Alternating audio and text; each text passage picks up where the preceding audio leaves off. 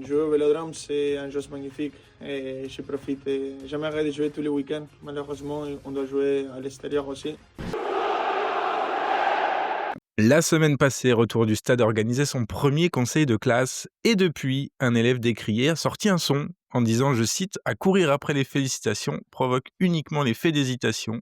J'ai oublié l'école et toutes ces citations, les banques, les assurances contrôlent la nation. » Et vous doutez encore d'avoir cliqué sur le podcast le plus influent de la Team OM. Bonjour à tous, surtout à ceux qui ont longuement débattu de notre dernier épisode. On est ravis de vous retrouver pour le 6e épisode de Retour du Stade. À quelques heures du retour sur la pelouse de nos Olympiens, que cette saleté de trêve a été longue, les amis. Toujours la même équipe, donc vous avez l'habitude, Marwan, Younes et Opti. Comment ça va et comment vous vous êtes occupés pendant cette longue trêve? On a pris notre mal en patience, hein, parce que comme tu as dit, qui est-ce que c'était long? Moi, personnellement, je sais pas vous les gars, mais j'en peux plus du football international. Je trouve ça vraiment ennuyant, des matchs, il y a vraiment très peu d'enjeux parce qu'il y a 50 000 équipes. Vivement que ça se termine. Moi, la Confédération africaine de football m'a maintenu très occupé avec leur billetterie et leur Est-ce que tu as application réussi à avoir des Yalla. billets? Alors oui, j'ai réussi à avoir des billets, j'ai normalement tous les matchs du Maroc Ça, c'est et la quelques bonne matchs de nouvelle. l'Algérie aussi du coup, donc effectivement, c'était pas 20, mais c'est ça qui m'a maintenu occupé pendant, ces derniers jours et j'ai pas vu la trêve internationale passer, grâce ou à cause de ça. T'as eu des petits problèmes avec Yalla, avec Ah, j'ai tout l'application, le expérimenté en Fan vrai, ID, le... j'ai tout expérimenté. Sincèrement, en tant qu'Africain, le problème aurait été qu'il y en aurait que ça se passe bien. Bah, Moi, c'est pour ça que je m'attendais à ce que ça se passe comme ça, perso. honnêtement, je pense que le flux à gérer est forcément compliqué parce que la CAN au Maroc, c'est attractif, c'est un pays, qui draine beaucoup de touristes et cetera, donc je m'attendais à ce qu'il y ait beaucoup de demandes. Effectivement, il y en a eu beaucoup.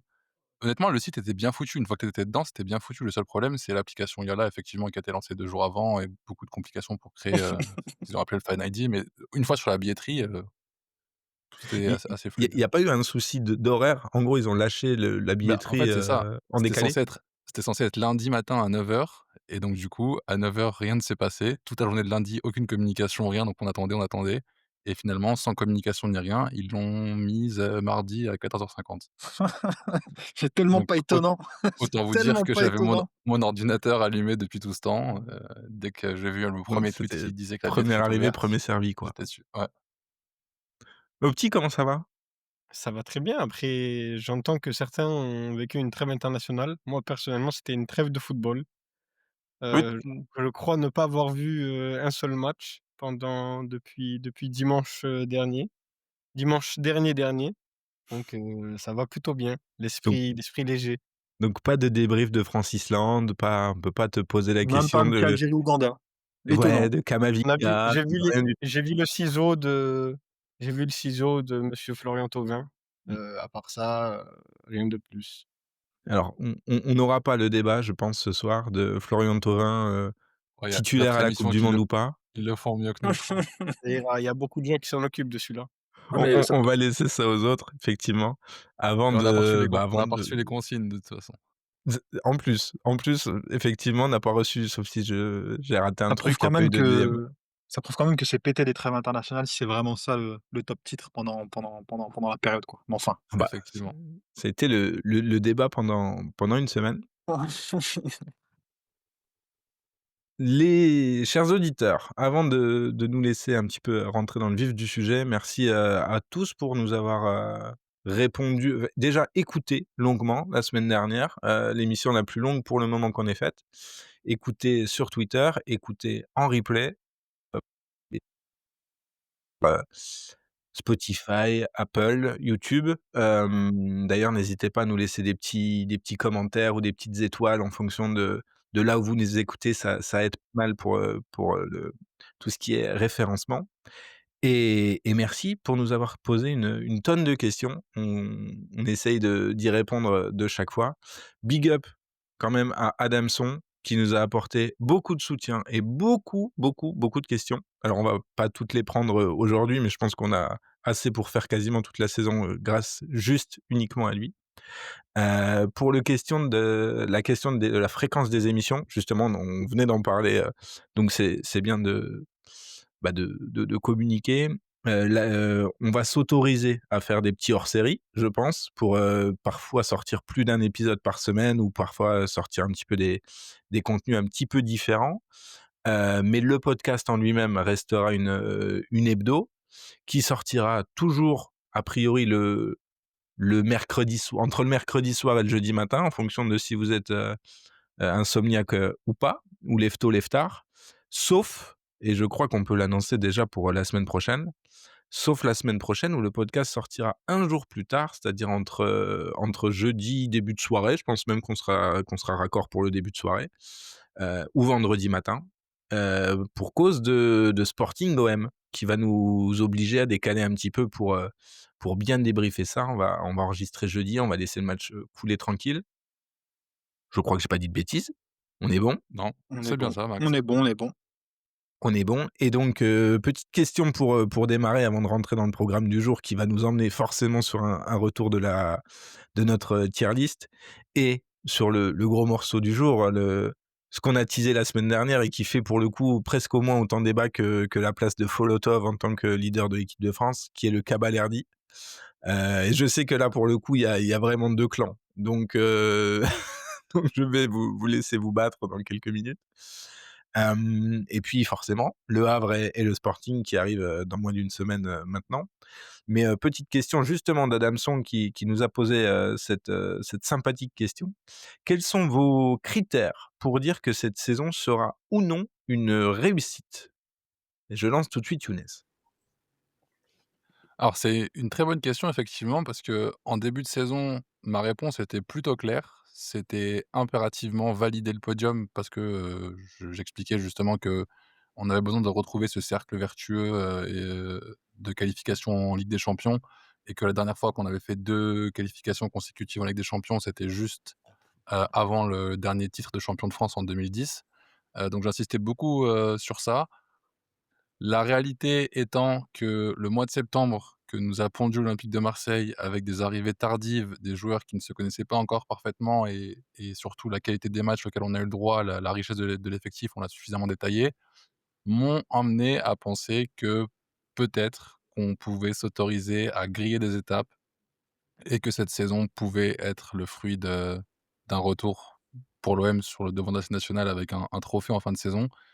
Donc je sais pas encore dans quelle mesure je suis à chaud ou pas. J'attends beaucoup du match du Havre, pour ça et de la série du mois d'octobre qui nous attend pour pouvoir, confirmer ou pas est-ce qu'on s'autorise, ou pas à rêver plus de plus.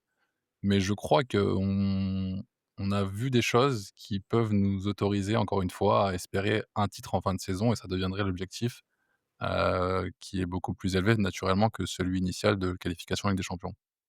Donc ça a un peu Qu'est-ce que bougé vous en quand pensez même. vous, Marouane et Opti? Bah, c'est en train de Effectivement, bouger on a un peu justement et bougé. j'aime pas réagir à chaud, donc je veux pas livrer de réponse définitive. Je macère encore la question, mais je crois que c'est en train de vriller de mon côté.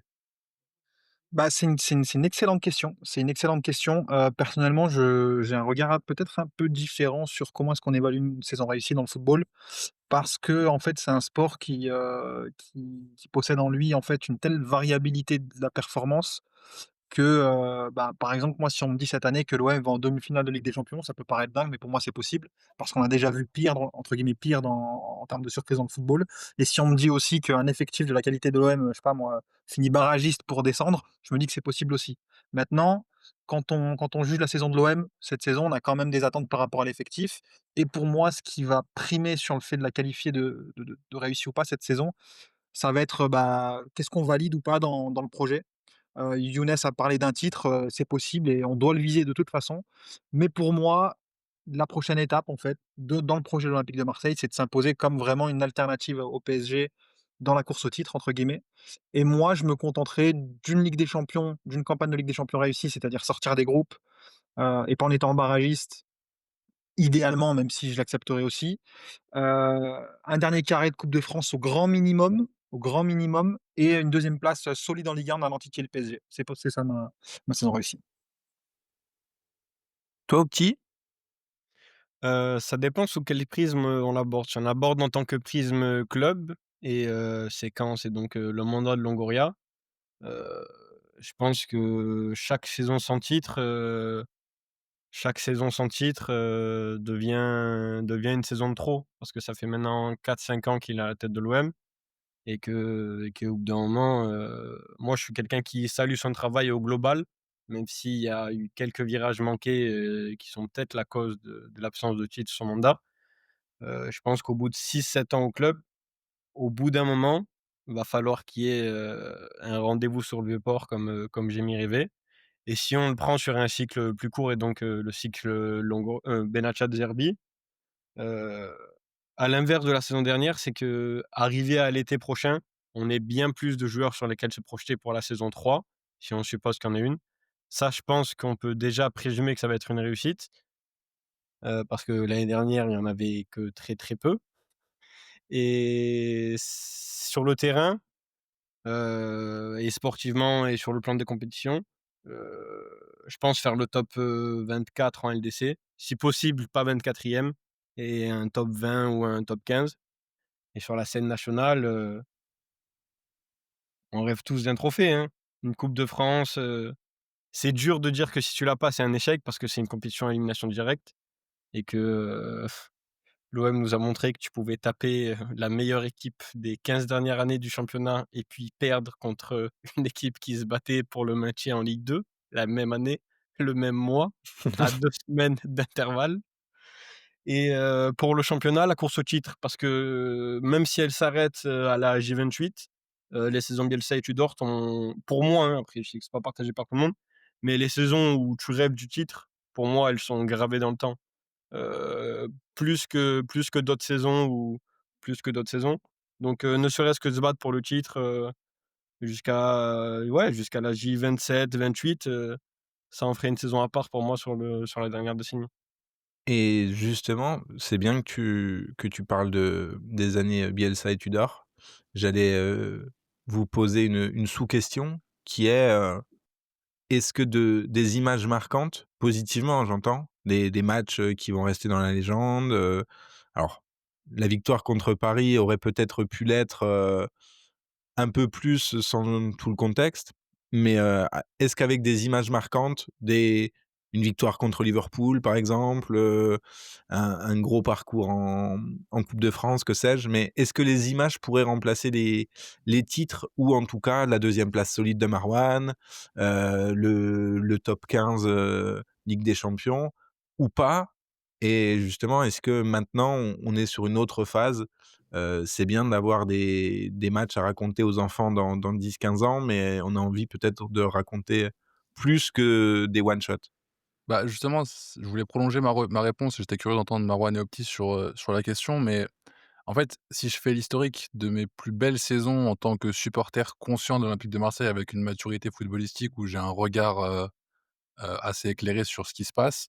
2010, j'étais encore un peu jeune quand même, mais mes plus belles saisons, c'est incontestablement celle de Bielsa, vient ensuite celle de Tudor et on va dire pas très, très loin derrière, celle de Rudy Garcia où on fait finale d'Europa League et avec le temps, je garde des formidables souvenirs de cette saison réussie et il reste quand même cette petite pointe d'amertume qui fait qu'il y a pas de titre au bout, il y a pas eu de moment de consécration où ces saisons n'ont pas été marquées au fer rouge avec quelque chose qui reste dans le temps et c'est pour ça qu'en fait, j'ai pas forcément envie de revivre cette même saison avec des Deserbi parce que j'ai déjà la conviction qu'on va vivre une très belle saison sur le plan des émotions, sur le plan du jeu et j'ai envie que ça soit scellé de quelque chose et qu'on puisse se marquer enfin qu'on puisse se rappeler pardon, indéfiniment de ça avec une ligne sur un palmarès qui restera. Et quand tu vois le saut qualitatif qui a été fait avec les recrues d'expérience qu'on a sur quasiment chaque ligne, je me dis que si on doit griller des étapes potentiellement, c'est avec cet effectif-là. Donc c'est aussi pour ça que je m'autorise entre guillemets ce «droit de rêver» et j'ai envie de voir cette belle saison, marquée au fer rouge avec une célébration sur le Vieux-Port, dans les bras de pied. Marwan, je crois que quand j'ai parlé de one shot et de belles images, tu as hoché un Non, peu ouais, de la main. ouais, non, mais enfin, il y a eu des matchs entre guillemets «marquants» ces dernières années avec Sianobu et j'en ai assez d'être une équipe d'éclat. Je veux simplement quelque chose qui reste, valider un projet, mettre en place un club qui progresse véritablement et arrêter d'être une équipe qui se targue d'un match prestigieux mais qui n'a rien donné au bout. Donc, les Leipzig et cetera, c'est beau, c'est bien, on s'en souviendra, mais on en a eu assez et maintenant on veut simplement une équipe qui tutoie les plus grands. Voilà. Au petit pareil. Je suis d'accord, le titre aura une valeur, immuable, quoi. C'est-à-dire que le parcours, déjà, il y a celui qui s'est attaché à l'équipe, il va le retenir, celui qui s'est pas attaché à l'équipe, il en aura rien à taper du parcours. Mais je ferai une nuance entre le parcours, par exemple, de l'année, Marcelino, Gattuso, Gasset et le parcours de Garcia, tu vois? Parce que celui autour d'une équipe cohérente et qui fait sa saison et Qui a celui un une des peu meilleures attaques de Ligue 1 en plus, enfin ouais, voilà. de notre histoire. Et celui de Gasset, tu vois, on a bien aimé, mais c'est pas ça a pas la même valeur. Et toi Max, par rapport à cette question-là, c'est quoi ton avis? Mmh mh. Je suis un peu le pessimiste de la bande, donc j'ai beaucoup de mal à me projeter sur un titre. Mais je crois que comme Marwan, je pense que ça serait d'ailleurs intéressant, on pourrait le faire sur une prochaine trêve internationale, vu qu'ils nous en mettent toutes les 3 semaines, on il faut qu'on fasse des hors-séries. On va devoir trouver Il y en un a une peu en de mi-novembre en plus, je crois encore. ouais, ouais, il y en a une dans à peine un mois. Donc d'ailleurs, si vous avez des thèmes, chers auditeurs, n'hésitez pas à nous les partager. Mais des matchs sur lesquels j'ai vibré, positivement et négativement comme un fou et que je garderai en tête pendant 30, 35 ans et que j'en parle à mes potes et je le raconterai à tout le monde pendant 30 ans. Je pense j'en ai 10, 15, 20, à plus ou moins grande échelle, mais je crois que cette liste-là, ça va, ça suffit. J'ai envie de pouvoir raconter autre chose. Je me souviens parfaitement de où j'étais le jour de OM Rennes et de ce que moi j'ai pu vivre et avec, certains potes qui étaient là ce jour-là. On sait que c'est des choses qui sont gravées à vie, même si j'étais loin de Marseille, à ce moment-là. Mais voilà, c'est peut-être plutôt vers ce genre d'événement que je tendrais pour parler de réussite. Après la réussite, si elle ne dépend que d'un trophée, c'est rare les équipes qui gagnent. En fait, pour, une équipe qui gagne, tu en as des dizaines qui perdent, que ce soit pour en Ligue des Champions, que ce soit en Ligue 1, sachant que la Ligue 1, elle est quasiment je dis pas qu'elle est grillée d'avance, mais elle est quand même un peu chasse gardée d'un seul et unique club depuis 10 ans. Alors c'est beau, hein, ce que fait Lille, Monaco, ce qu'a fait Montpellier au tout début du projet, PSG et cetera. Mais c'est quand même, avec la concordance de plein de facteurs, donc c'est difficile de se projeter sur un titre en Ligue 1. Mais, un vrai parcours de Coupe de France qui termine bien, même s'il y a peut-être plus d'aléas encore qu'une Ligue 1, ça aurait un goût différent pour moi. Ce serait vraiment une, vraiment quelque chose qui me marquerait où je dirais: «OK, ça c'est quelque chose de réussi» et ça viendrait aussi contrebalancer des mauvais souvenirs en Coupe de France que je peux avoir, il y a maintenant quasi, 20 ans. Et ceux-là, ils sont encore raides et je pense que l'OM a aussi quelque chose, à régler avec la Coupe de France ou qui a souvent été, l'objet de moqueries, que ce soit en perdant, lamentablement, sur des finales, en perdant alors que tu dois, gagner des finales, en perdant contre des tout petits clubs, qui feront, l'historique de leur, club, sur cette victoire-là. Et dont on se souvient, dans l'imaginaire collectif du football français, on ne se souvient d'eux que pour ça. Ça arrive pas qu'à l'OM, mais c'est arrivé quand même beaucoup trop à l'OM. Donc f ouais, il faudrait inverser un peu la balance à ce niveau-là. Après réussi comptablement, à partir du moment où tu es 2e, pour moi, elle est d'une certaine manière réussie. Mais j'ai envie d'aller pour une fois, le pessimiste a envie de quelque chose en plus. Donc la Après chute, ne pourrait être que plus dure, mais sur la partie émotion, moi j'ai une définition très simple de ce qu'est une saison réussie quand, je supporte un club. C'est est-ce que le mardi, le mercredi, le jeudi, tu meurs d'impatience à l'idée de revoir ton club? mmh. Pour moi, c'est ça le baromètre, du supporter. C'est est-ce que à quel point tu es impatient chaque semaine de revoir ton équipe jouer le week-end? Et ça, malheureusement, même quand ils perdent, moi, le problème, c'est que j'ai envie d'un peu de les revoir. Et pourtant, des saisons ratées où j'ai envie de les voir Oui, tu as le tu as week-end, là, c'est pour ça que je parlais du mardi, mercredi, jeudi parce qu'à ce moment-là, normalement, tu as pas envie. Tu as envie quelques heures avant le coup d'envoi du match ou le matin du match, tu commences à te remettre dedans. Généralement, c'est un peu la spirale des mauvaises saisons, mais tu as pas envie toute la semaine de penser qu'à ce match-là, tu as une phase de deuil à gérer souvent. Et pour ajouter sur le côté l'impatience de les revoir, et sur qu'est-ce qu'est le côté réussi, nous, on parle en tant que club qui peut aspirer à des titres, mmh, mais pour, se mettre dans la peau d'un supporter qui supporte un club qui ne peut pas y prétendre, il y a le côté attachement et le côté, le sentiment d'avoir tout donné. le sentiment d'être allé au bout, que tout a été maximisé, que tu as pas un joueur où tu te dis: «Peut-être que s'il avait plus joué, il aurait plus apporté». C'est ça qui c'est ça aussi qui est un argument pour dire que c'est une saison réussie.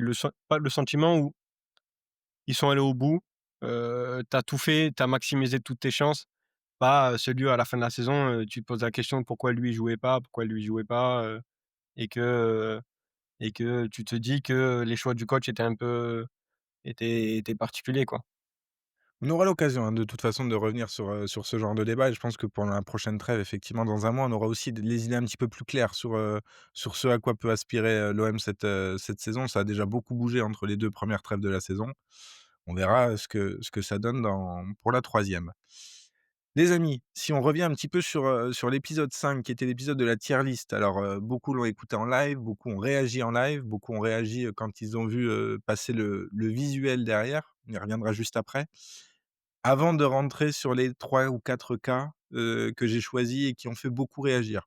Est-ce que de prime abord, à froid, il y a des choses avec lesquelles, sur lesquelles vous voulez revenir, des joueurs où vous vous dites: «Ah merde, soit on l'a mis trop haut, soit on l'a mis trop bas, soit moi, en tant que vous, indépendamment du collectif, vous voulez revoir un peu la position». C'est le moment ou jamais et après on passe au tribunal.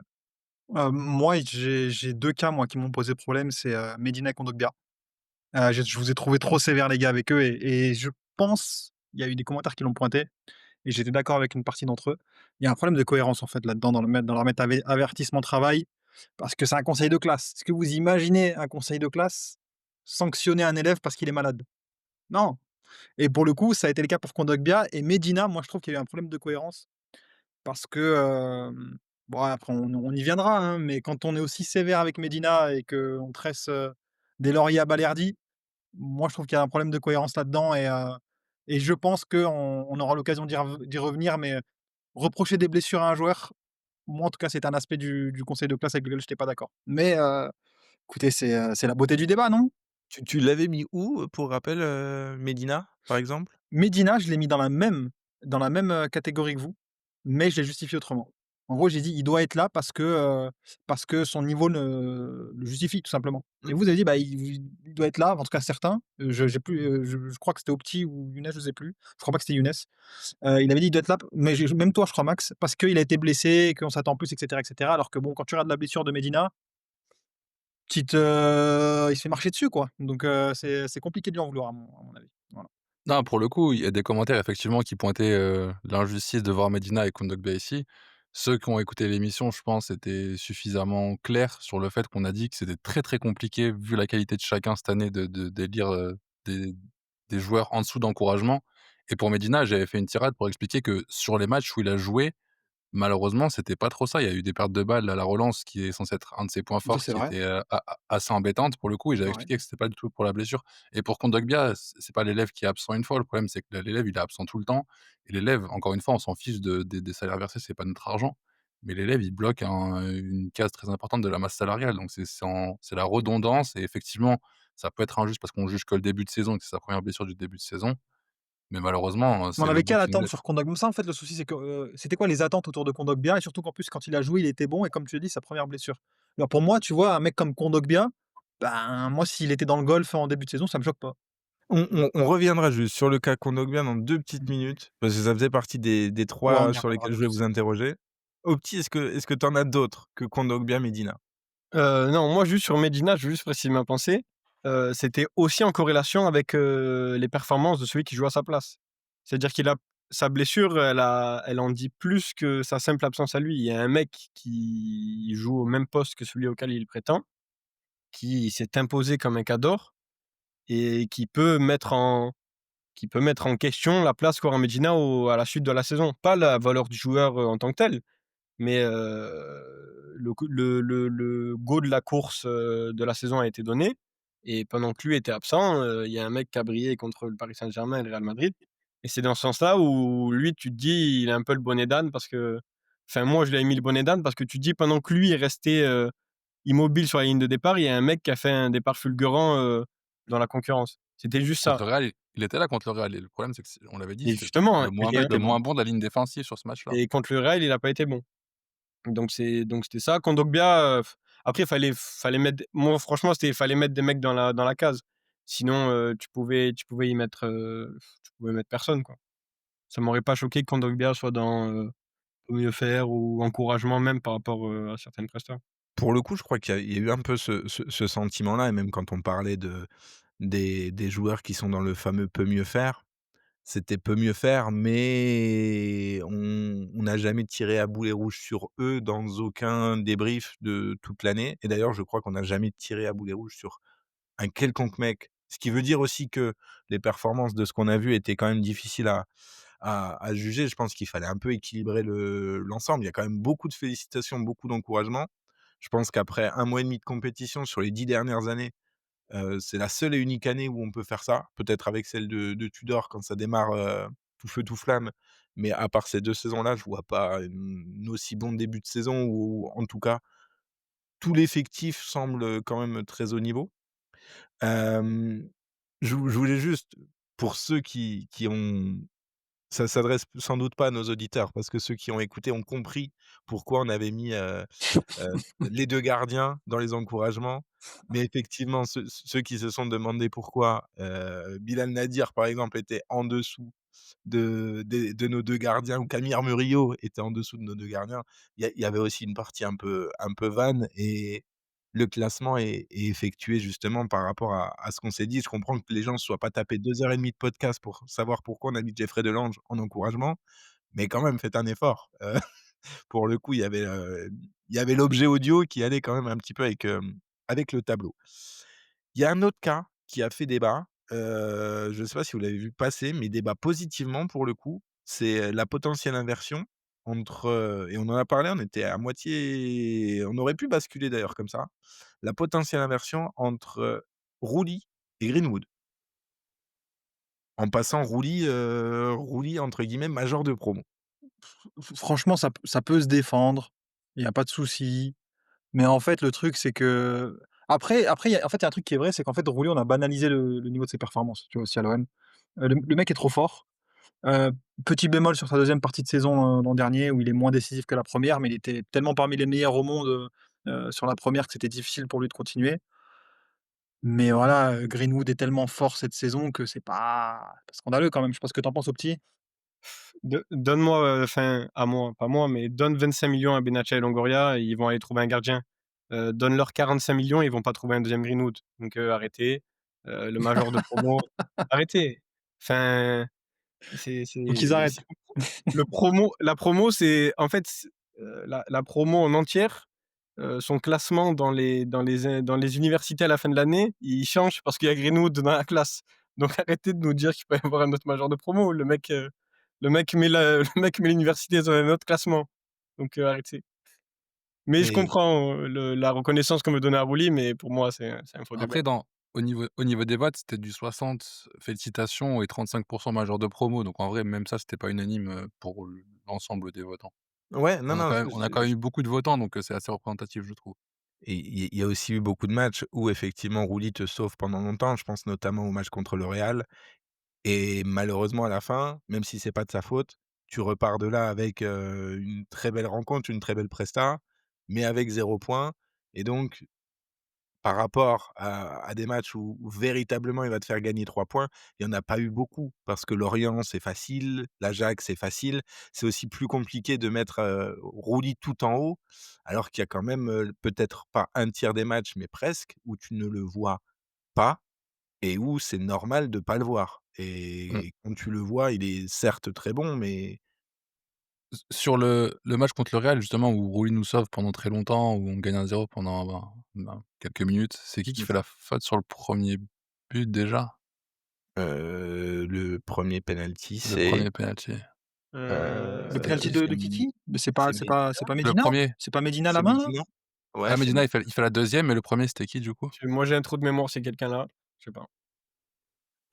Qu'est-ce qui se passe sur le premier J'ai un trou, penalty? moi, hein. Le premier but, il y a Rodrigo qui revient, vers son but, qui fait un dribble extérieur et Quel dommage que ton quel il y a un dommage que joueur le assez centre ex il y a un joueur transfigué assez ne soit pas expéri un allié.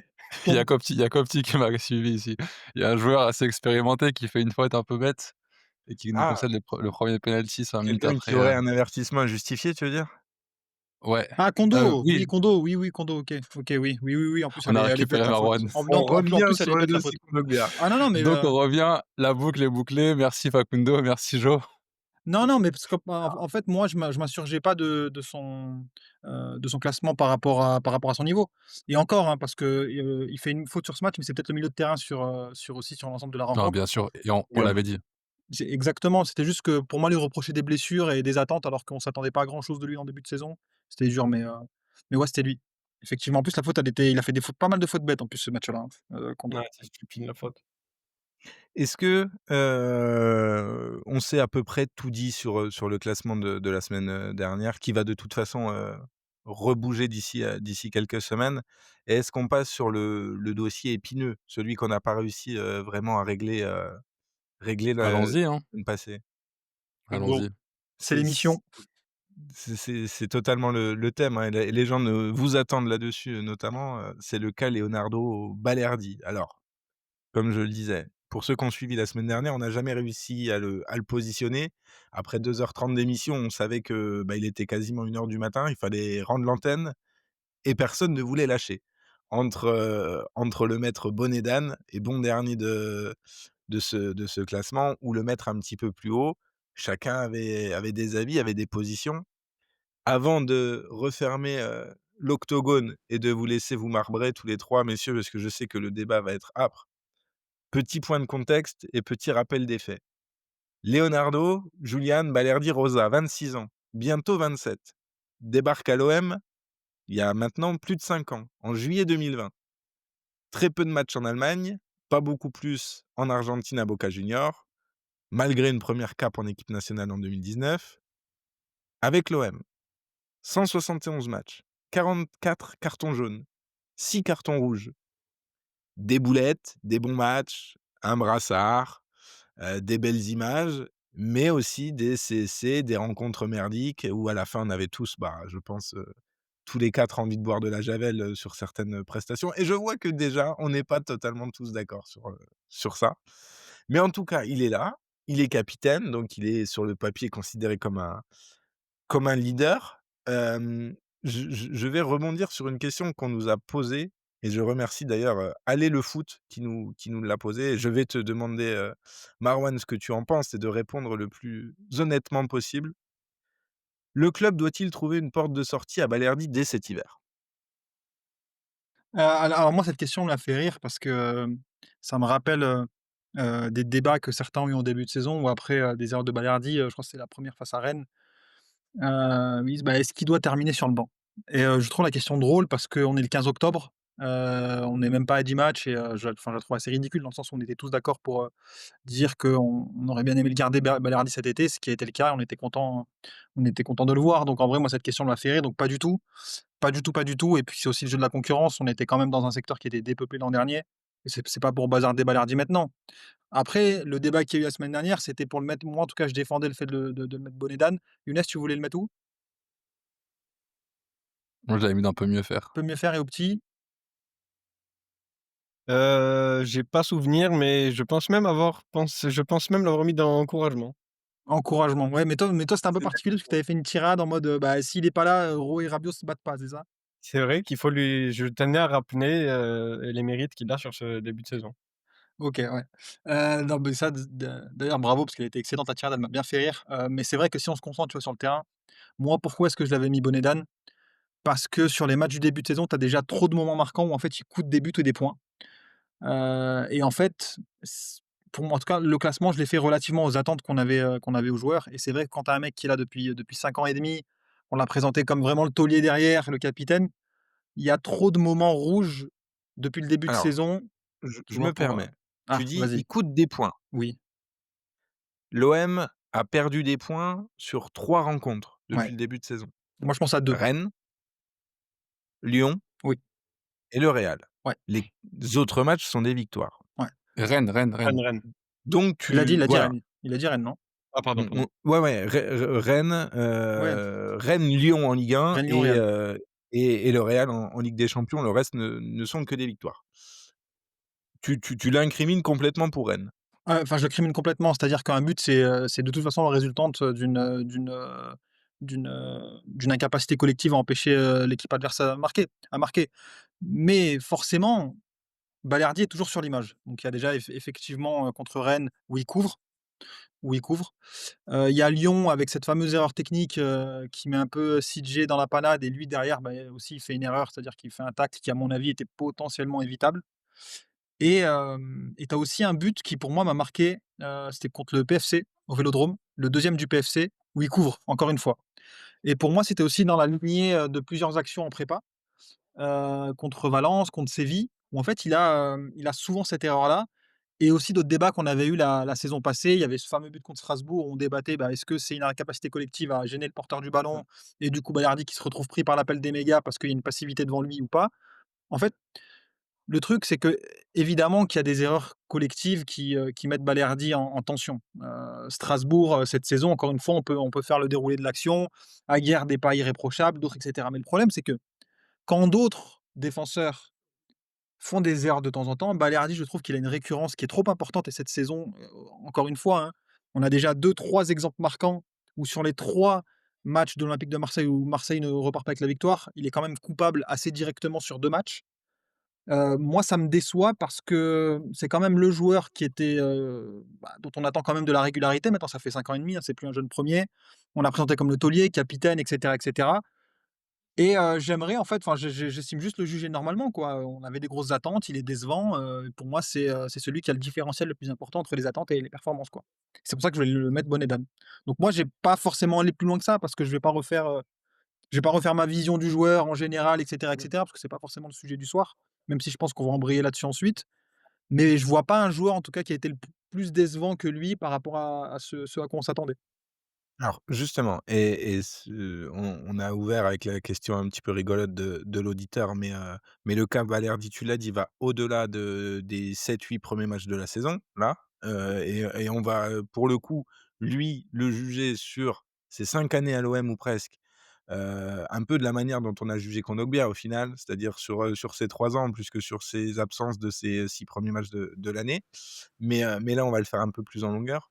Sur ce début de saison, avant de revenir aussi sur, la vision qu'on peut avoir de Balerdi et son évolution ces dernières années, au petit Younes prend la parole, celui qui le sent. Sur ce début de saison, est-ce que vous êtes d'accord avec Marwan sur, on va dire, le côté, il est toujours un petit peu sur la photo, à Rennes, à Lyon, pas directement sur le but, mais sur, l'action qui te fait un peu basculer le match et potentiellement aussi à Strasbourg, même si, Et finalement PFC ça aussi. ça tourne du bon côté et PFC, même si à mon sens, il y a trop d'écart entre les 2 équipes et il y a trop d'écart au final au score, même si le score est pas représentatif pour véritablement Ouais, il mais je coûte peux un but, entendre quoi, il que coûte un but. ça je peux Mais en entendre. fait, ouais, je veux bien répondre à ça parce que Marouane n'est pas un cas isolé et il y a beaucoup de supporters, en tout cas une frange d'entre elles qui a exactement la même lecture. Pour le coup, ça Je me dis divise vraiment, hein. On n'est pas en ouais, train de mais créer un alors Après, je débat parle en de mon hon nom et honnêtement je peux pas prendre la responsabilité de ce que j'en dis non, sur bien Twitter, sûr, tu non, mais vois? non, bien sûr, non, bien sûr, mais je sais ce que tu dis, je sais ce que les autres disent aussi, je fais une nuance entre ça, mais ce que je veux dire, c'est que l'argument de Balerdi nous coûte des buts, pour le coup, moi, je suis pas d'accord avec ça, honnêtement, et on peut les décortiquer les 4 buts, hein, parce que je viens de re-regarder Rennes et PFC que j'avais plus exactement en tête, donc pour être sûr de ce que je vais dire là, à l'instant, je les ai revisionnés pendant que Marouane parlait. Je le disais déjà la semaine dernière, spoiler, Balerdi va toujours être sur la photo des buts. Et il y aura Rouli sur la photo des buts aussi, tout le temps. C'est lié à leur poste. Ils sont derniers en position sur le terrain. Yep. Ils vont, sauf si on prend un but du milieu de terrain, si Nabil Fekir a des héritiers en Ligue 1 qui veulent mettre des buts de 40 mètres, il sera peut-être pas sur la photo du but, Tu me mais l'as sinon il y volée sera tout le celle-là, temps. Younes. Pardon? Tu me l'as volée celle-là. Parce que Ah j'allais non, dire exactement la non, même chose. non, je l'ai déjà eu au Détroit, celle-là, on l'a déjà eu ensemble. Qu'importe. Si on prend le but de Rennes, le but de Rennes, il y a Pacola qui a 5 mètres de retard sur Merlin. Balerdi, il est pas au marquage de Ludovic Blas. Il a l'attaquant devant lui qui est face à lui. Il y a Kondogbia qui a quasiment les mains sur les hanches et qui est le joueur supposé prendre Blas qui arrive dans le dos de Balerdi et qui part de loin. C'est lui qui doit avoir un œil sur Ludovic Ulysse, Blas. non? C'est peut-être, je sais pas si c'est Ulysse, parce Je que crois que Ulysse c'est est Ulysse. encore latéral gauche, peu importe. Un des deux, un des deux. Donc le joueur est dans le dos de Balerdi. On peut dire que Balerdi n'est pas aligné si vous voulez, mais le problème c'est que l'OM ne joue pas du tout le hors-jeu. Il faut arrêter avec ce mythe parce que Flick a créé ça avec le Barça. On a l'impression que c'est transposable à toutes les bonnes équipes qui veulent jouer au football. Marseille ne joue pas leur jeu. J'ai des screenshots, pour vous dire l'état de ma pellicule sur mon téléphone, j'ai des screenshots du match contre l'Ajax d'Amsterdam où justement j'ai pris des photos assis en Ghané, je suis plutôt au centre donc je vois très bien la ligne défensive, quand l'OM défend. L'OM est en W, on joue pas du tout leur jeu. Donc si on part de ce postulat qui est faux, ça m'étonne pas que les conséquences de ce qu'on va en tirer vont être J'ai pas dit ça. faux également. J'ai pas dit ça. Je Non, suis pas non, parti de ce postulat, donc j'ai pas dit ça, mais c'est juste qu'il y a une différence entre tu jouer le tu tu hors-jeu. parlais d'alignement. Oui, Tu mais parlais oui, mais d'alignement. oui, mais C'est quoi d'accord. l'alignement Oui, mais du coup? d'accord, mais tu pas besoin de jouer le hors-jeu pour être bien aligné derrière. Ce que je veux te dire, c'est que Mais c'est tu peux ne pas c'est jouer le hors-jeu et ne pas couvrir à chaque fois 1,50 m derrière. mais Il c'est y le a une capitaine nuance. de défense. C'est les autres qui C'est doivent pas le être alignés capitaine de sur lui. défense, Balerdi. Mais sur les buts à Rennes et à Lyon, c'est le Pour ce capitaine de match-là, défense, oui. Non, c'est Marouane, pas bien sûr que non, mais si. non, parce qu'en fait Rennes, PFC, Lyon, c'est le capitaine de défense. non, parce que Aguerd n'est pas là, Pavard n'est pas là. non, C'est qui alors du coup mais c'est s'il a le brassard mais en fait autour du bras, il joue libéraux? ça veut rien dire capitaine de défense. On joue pas libéraux. C'est qu'en fait, Balerdi, il a un problème, c'est que quand il prend une décision, il ne se corrige jamais. Il ne se corrige jamais. Mais c'est lui qui doit prendre la décision pour les Non, autres. il prend pas. Non, regarde, le truc, en fait, c'est que depuis qu'il est à l'OM, dès qu'il prend une décision, qu'il fait un choix, il ne se déjuge jamais. Et encore plus, en fait, c'est criant. Tu regardes dès la préparation, à chaque fois qu'il a la possibilité de mettre un mec hors jeu, mais qu'il le couvre, il ne revient jamais. Alors qu'il y a des possibilités où le porteur est dans sa moitié. Tu regardes Séville, Valence, je regardais encore les traits de Flo Tognuti là-dessus, d'autres analystes, etc., qui le remarquent. Et même moi, j'ai remarqué, j'étais en live, bon, c'était les saisons précédentes, mais Balerdi, il a un très gros problème. C'est qu'il a un plan A pour défendre. Quand ça marche pas, c'est compliqué pour lui. Blas, il n'y a pas de souci. Il y a des erreurs de un tel, machin, machin et tout. Il a plu. Il n'y a pas de souci. Je rigole quand je dis ça. Mais ce que je veux te dire par là, c'est qu'à chaque fois, en fait, il ne fait pas le bon choix. Il ne fait pas le bon choix et à chaque fois, bah, finalement, ça peut coûter à certains moments. Et le truc, c'est que quand c'est des autres mecs, ça n'arrive pas. C'est que Balerdi, avec tout le Mais ça arrivait contre Strasbourg, avec Aguerd, avec Aguerd. Pardon, bah, il y pardon a de l'enjeu. te couper, mais il s'est mais ça s'est joué à 3 centimètres et le porteur Mais avait toute la latitude de le donner. C'est bah, il y a hors-jeu. honnêtement, Bah, il y a hors-jeu quand c'est Aguerd. Bah, eh je bah, suis très bien, désolé, on mais Il y a regarde, cette tu regardes la récurrence des erreurs en Ligue 1, Balerdi, depuis qu'il est là, c'est une bonne quinzaine. C'est une bonne quinzaine, tu vois? Et c'est non, que je suis même pas moi, d'accord sur moi, les je serais 4 que tu as heureux. cités là sur le début de saison, donc les 15, Mais j'ose même bah, pas Rennes, imaginer et bah, je dis non, mais sur je Rennes, dis il pas doit qu'il fait pas couvrir tard, Blas, mais par exemple. Rennes, Il doit mais couvrir c'est pas Blas. lui qui doit prendre Blas. Mais Regarde le marquage à ce moment-là. Il a un Mais joueur c'est pas devant une lui qui question de suit au marquage. marquage. En fait, c'est qu'il doit ajuster. Blas arrive dans son Mais il dos doit ajuster. et Blas arrive dans son Il doit dos. ajuster. C'est pas un tableau noir, le football. C'est une action qui est Mais c'est dynamique. Il court Blas de 1,50 m. Au bout d'un moment, qu'est-ce que tu veux faire? Il doit ajuster et c'est récurrent. Mais C'était Blas fait un appel dans son dos. non, Et non, il je est pas dans comprends son pas. dos. Il est pas dans son dos, ah Blas. si. Il Il est est trois sur un quarts. côté. Ben regarde, Mais j'ai l'image arrêtée devant moi, mais Marouane. j'ai vu le match aussi. Je peux te le Non, montrer. mais J'ai le Paris FC là devant moi pour le coup, mais il c'est y a pas le pas de cas. souci. Mais on a tous vu le match, Younes. Mais ce que je veux dire par là, c'est qu'il ne prend Bah, jamais on n'a l'un. pas vu la même chose, j'ai l'impression. Non, si on a vu la même chose, mais on l'interprète différemment. Mais le truc, c'est qu'au bout d'un moment, c'est que c'est des situations qui sont récurrentes avec lui. C'est récurrent, hein, ce type de situation. Mais même quand il est pas là sur les matchs, tu as ces mêmes patterns. Oui, Je te dis, sur le match de l'Ajax, j'ai des alignements qui font flipper. il y a, J'ai Emerson qui est 4 il y a, mètres devant tout le il y a monde. pas de S'il a pas souci. ses données correctement, Il y a pas de la souci. seule différence, c'est que ton milieu de terrain contre l'Ajax a harcelé le porteur et le passeur au milieu de terrain n'avait aucune latitude pour distribuer un ballon en profondeur. Mais je te jure, j'ai des screenshots, je peux te les envoyer à la fin de l'émission si tu veux, et les publier sur Twitter si les auditeurs veulent être témoins de ça. Mais tant que le presseur n'est pas, tant que le passeur pardon n'est pas pressé, Donc bah en forcément fait, toute tu l'équipe l'exposes à presse. ça. Donc en fait, Non, non, toute l'équipe là, presse. Attends, laisse-moi finir parce que sinon on va pas s'en sortir. je t'en C'est prie. que toute l'équipe presse. Enfin, mais quand c'est Balerdi, elle presse pas. Genre quand c'est Balerdi, en fait, il y a pas de pressing devant lui et à chaque fois, bah, ça lui tombe sur lui. Ah zut, il Ouais. s'est fait trahir par son équipe. Mais non, c'est parce que Non, non, j'ai les gars, dit. Non. contre le Pour le PFC, coup, regardez, c'est le seul qui a On va 1,50 m. laisser la parole à Opti. Opti qu'on n'a pas entendu encore. bah, pour le coup, quand Marouane dit, quand c'est Balerdi, ça presse pas. Pour le coup, on peut quand même établir que sur les 3 matchs où on incrimine Balerdi et je peux l'entendre qu'on l'incrimine pour, bon déjà pour Lyon, pour moi, il y a pas de débat. Il y a eu beaucoup on a entendu tout et son contraire sur le match. Pour moi, dans les 2 sens, ça abuse. Il y en a qui te disent qu'avant le rouge, l'OM était devant. Il y en a qui te disent qu'avant le rouge, l'OM se faisait déjà balader. Non, c'est même pas un débat ça, tu vois? On sait pas, tu vois? Non, mais pour moi, avant le rouge contre Lyon, il y a un match. Lyon a quelques balles, mais l'OM était loin d'être ridicule. C'était loin d'être une presta médiocre. Et il y avait loin de quoi présumer que l'OM aurait perdu en ce contrôle aussi. Et ce match-là, Balerdi te le trouve. Ça, pour moi, il n'y a pas de débat. Il t'a pris le match, il l'a jeté à la poubelle parce qu'il est à la source du rouge. Ça n'est pas possible. Ça, pour moi, il n'y a pas de débat. Mais le Mais but tu vois, qu'on prenne, pardon, je suis désolé, mais pour moi, il y a débat. À partir de, enfin, si une passe ratée au milieu de terrain, pour le coup, te met dans la sauce et te plombe ton match, tu te Mais rends c'est compte jamais de sa du faute, en fait, à ni Balerdi. Non, C'est non, jamais non, de sa non, je faute. te dis non, mais parce que justement, Je suis moi je veux bien désolé, parler de mais ses Il va erreurs falloir après. l'incriminer Non, sur 2-3 trucs quand même.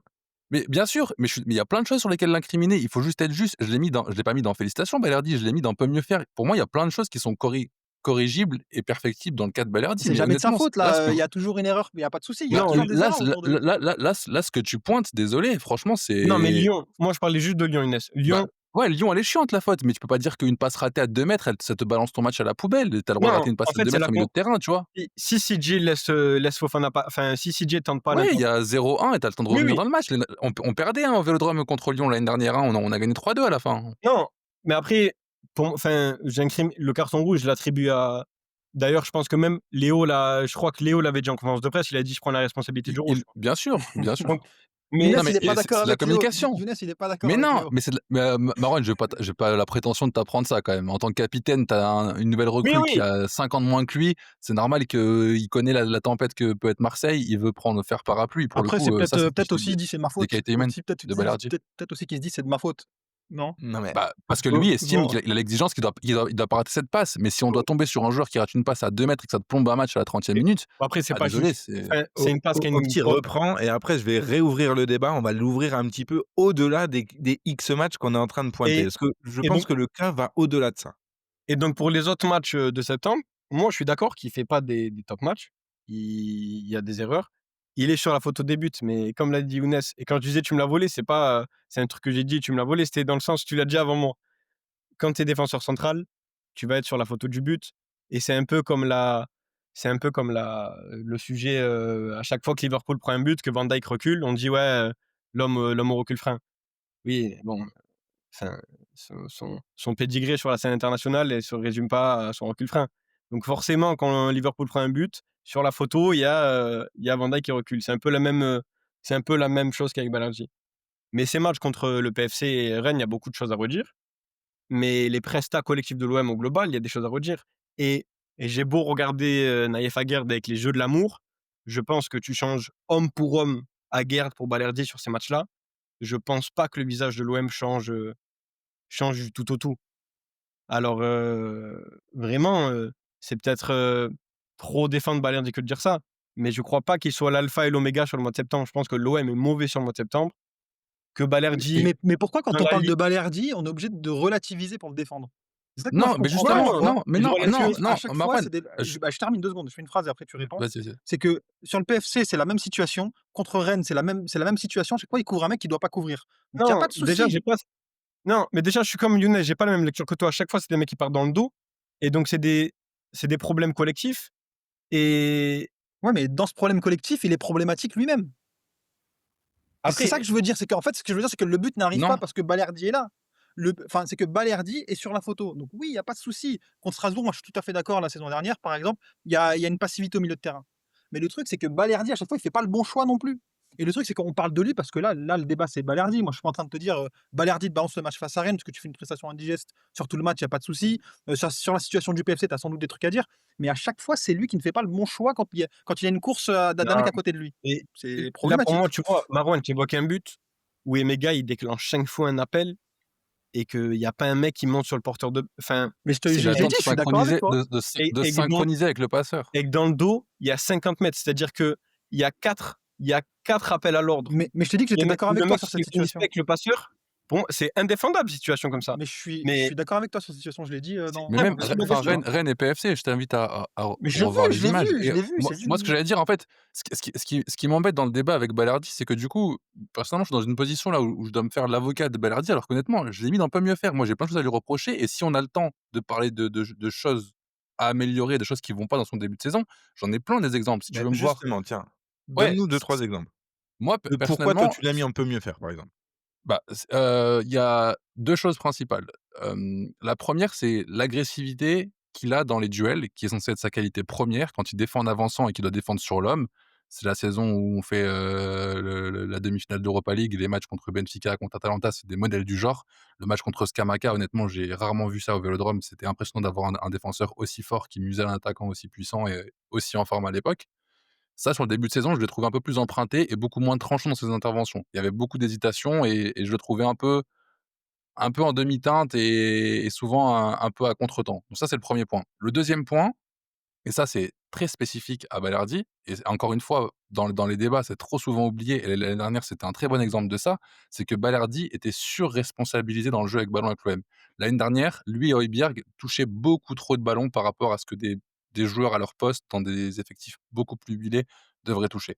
Et donc forcément, il y a des matchs où quand l'OM ronronne, bah, je pouvais les imputer à Balerdi en l'occurrence parce qu'il y avait, bah, quand on recycle une possession, que la passe vient de son latéral, au lieu de faire la passe en une touche qui permet au bloc adverse d'avoir un peu moins de temps pour coulisser, et ben, il va mettre 3 touches à la faire. Et sur ce début de saison, je trouve que dans le jeu, avec ballon, qui est censé être une de ses qualités, et à la relance, je le trouvais beaucoup plus lent, beaucoup moins de décisions, beaucoup moins de passes qui cassent les lignes, et c'est ça qui m'embête principalement dans les mauvais matchs de Balerdi. Donc c'est pour ça que je l'ai mis sur mieux faire. Et honnêtement, je trouve qu'il y a plein de choses à dire sur Balerdi, mais l'idée de toujours l'incriminer, de vouloir trouver un responsable facile sur le but, honnêtement, C'est pas ça le d'une part, je trouve débat, pas ça juste. c'est pas ça le débat, Non, non, toujours mais l'incriminer, c'est là qu'on prend des situations, là elles se là, répètent, on en parle, tu je parle vois? pas de toi, Marwan. Là, je parle pas de toi pour le coup. Tout à l'heure, je disais que je réponds. Il y a une frange de supporters qui attaque souvent ça, et c'est un truc qui revient très souvent, même sur les plateaux télé, et cetera.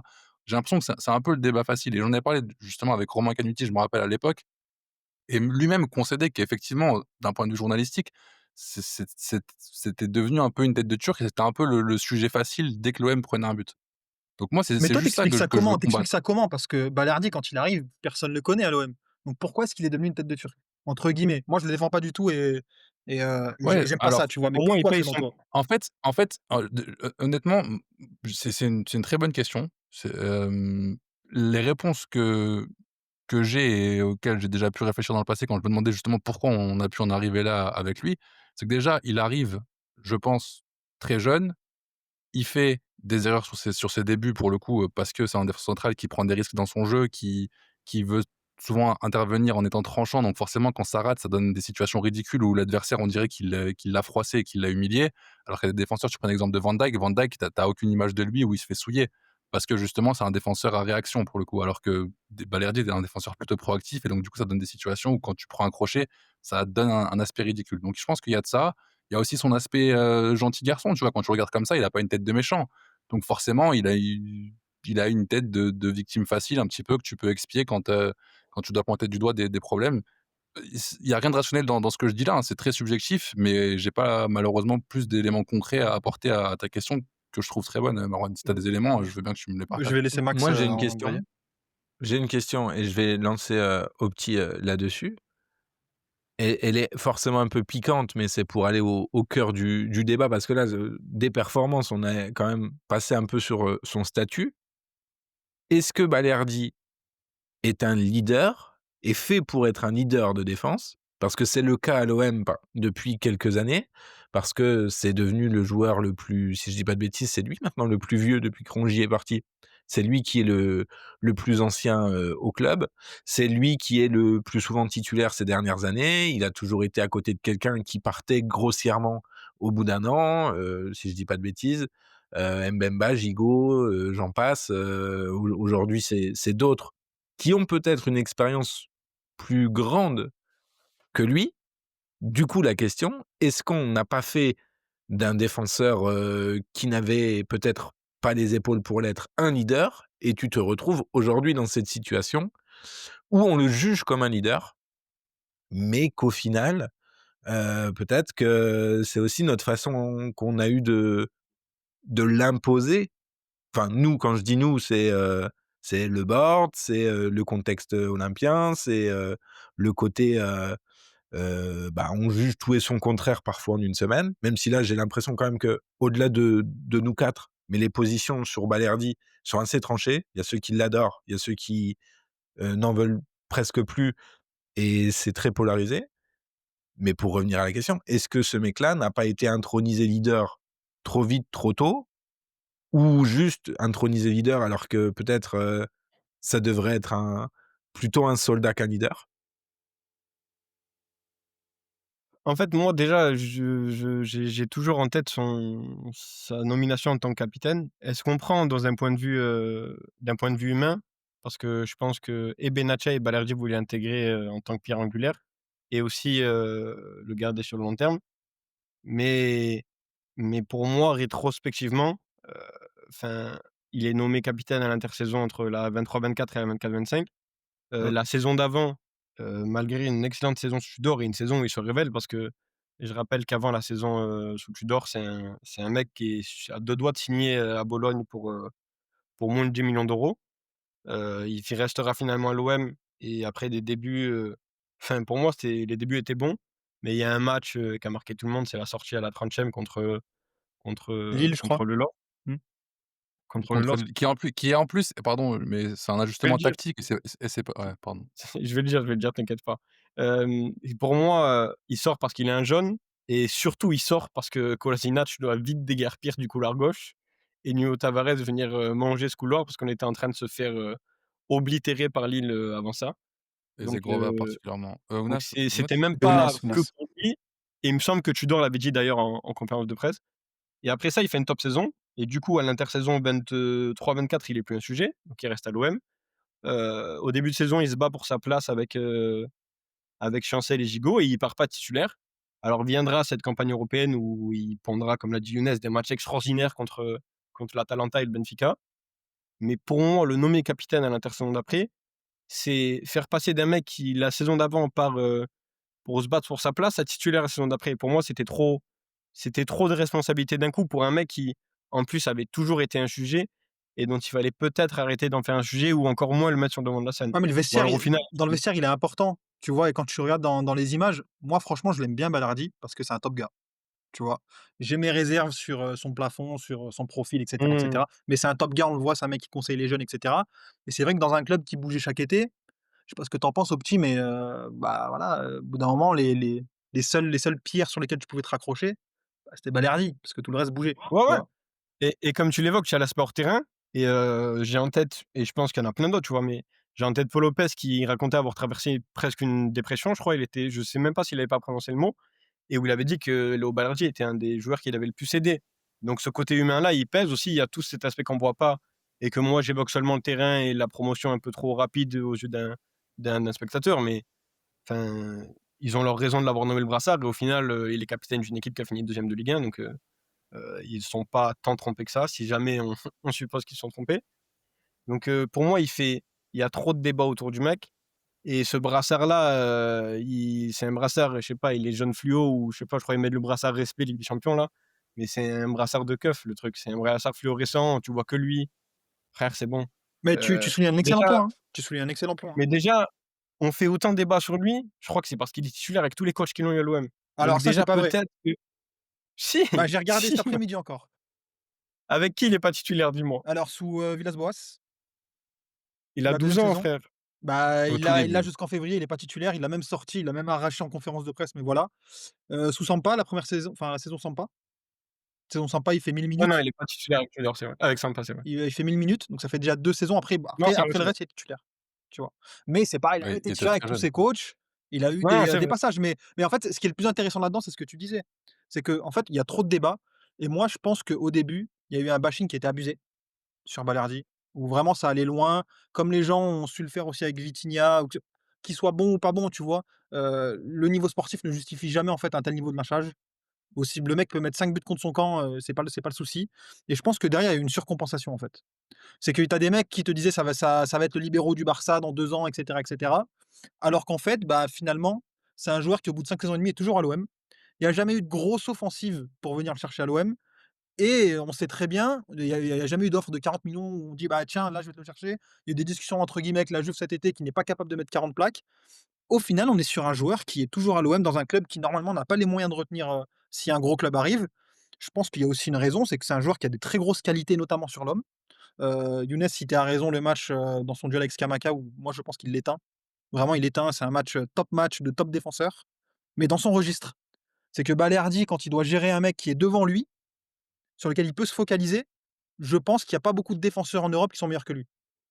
Genre, je pense vraiment qu'il est top 10, top 15 quand il est dans ce type de configuration. Par contre, quand il a de l'espace à gérer, des courses profondes et des choses qui se passent, dans sa vision périphérique, là, c'est plus dur et je pense qu'il faut juste l'accepter. Je pense qu'il faut juste l'accepter et que ça a un rapport aussi avec le fait qu'effectivement Opti avait commencé peut-être à dresser la table sans peut-être, se mettre à manger, mais il subit aussi, je pense, son statut de capitaine parce qu'en fait, il y avait pas le choix que de le mettre parce que tout simplement, on était dans un club qui était dans un mouvement qui était constant et que si tu voulais te raccrocher à des choses symboliquement, le mec qui restait, qui faisait du bien dans le vestiaire, qui faisait du bien à l'équipe, c'était Balerdi.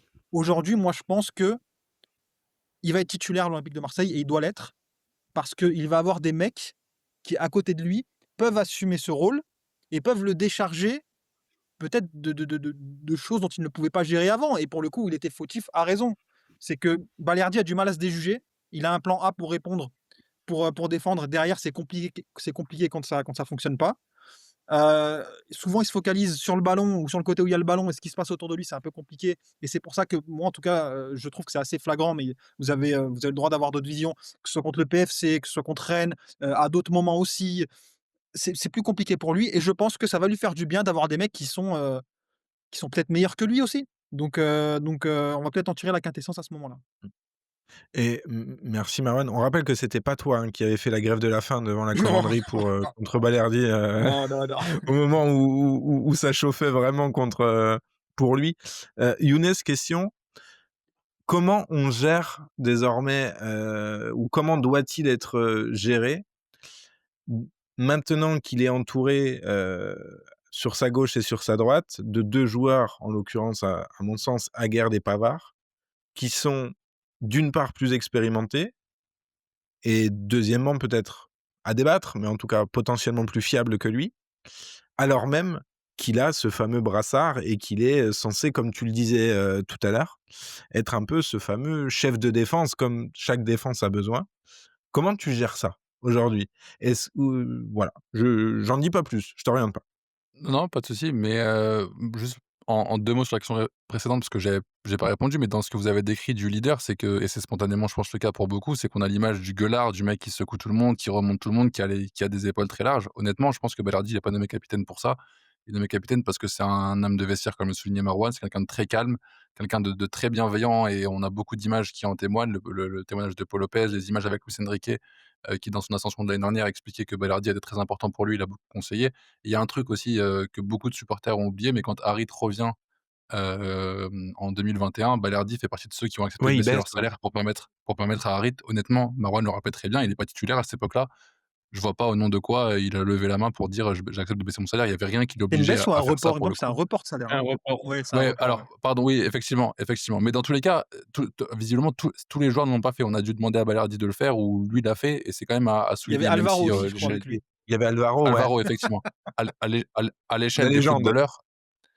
footballeurs on peut dire que c'est vu ce qu'il gagne et cetera, mais dans tous les cas, tous ne l'ont pas fait, donc c'est bien Et de on le peut souligner. saluer que Donc pour je pense que Alvaro, ça allait contre ses convictions politiques, donc c'était encore C'est plus un double beau geste. Est-ce que encore vous vous plus souvenez de la honorable. photo d'Alvaro avec tous les Renois de l'équipe en descendant de l'avion? Heu, il n'y avait pas que les après Renois. Ouais, après l'OM, après le PSG OM. Exceptionnel. Tout ce qui était un peu, basané, c'était sur la photo. Il y avait Nagatomo, je crois, C'est vrai c'était qu'il y avait extraordinaire. Nagatomo en plus, je crois. Mais après Neymar avait enfin, j'en sais rien en vrai s'il avait abusé, mais non, en vrai, j'en sais rien, j'en sais rien. Mais En disgrâce. du coup, pour répondre à ta question, Max, moi, je pense que le leader de défense, pour le coup, quand tu as 3 centraux d'aussi bonne facture et d'aussi grande qualité, je suis pas sûr qu'il soit aussi net. Je pense que Aguerd, pour le coup, qui a aussi ses qualités de calme, de sérénité dans ce qu'il dégage, physiquement dans son body language, emmène aussi ça et je pense que ce sera plutôt lui, naturellement le leader de défense parce qu'il va empiéter sur les plates-bandes de Balerdi, donc peut-être que Balerdi ne sera pas autant leader et ma conviction, c'est qu'il y aura pas réellement de leader entre ces 3-là et que tu auras plutôt une osmose et une complémentarité qui font que les 3 vont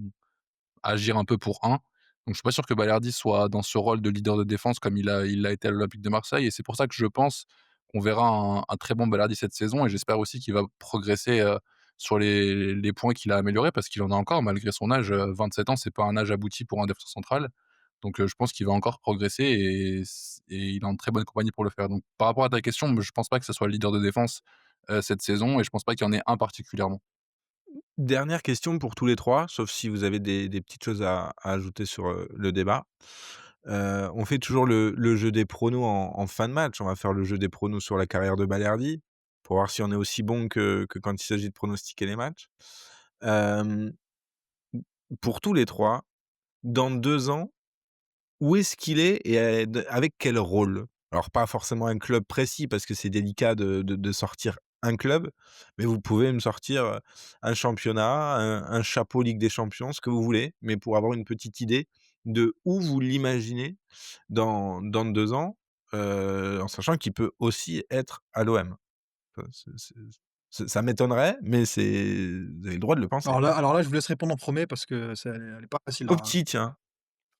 Heu, si notre ami, Igor Tudor survit à sa première saison, avec, cet effectif magnifique que lui a construit, Giuntoli et Comolli, à la Juve, je pense.